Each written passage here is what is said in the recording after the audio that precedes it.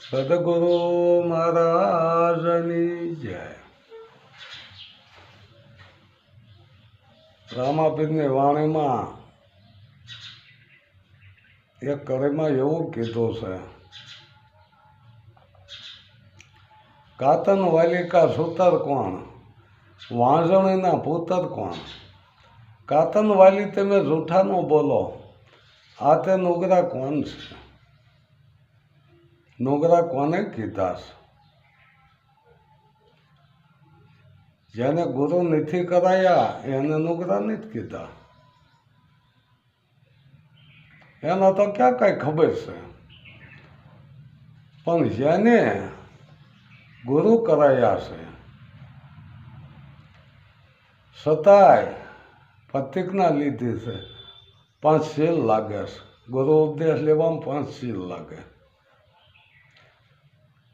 દારૂ ન પીવો, જુગાર ન રમવો, ચોરી ન કરવી, પરમાટે ન ખાવી, ઝારી ન કરવી. આ 5 શીલ લાગે છે. અને 5 શીલનું પૂરેપૂરું પાલન કરે એને શીલવંત સાધુ કીધા છે. શીલવંત સાધુને વારે વારે નમીએ, જેના બદલે નહીં વર્તમાન. પછી તને તપ આવે છે. ખરાબ બોલવું નહીં, ખરાબ સાંભળવું નહીં અને ખરાબ જોવું નહીં.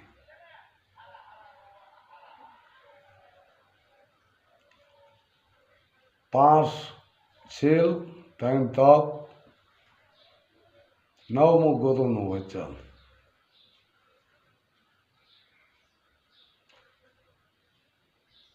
જો ગુરુના વચનમાં હાલે, વચન સુક્યા 84માં જાય.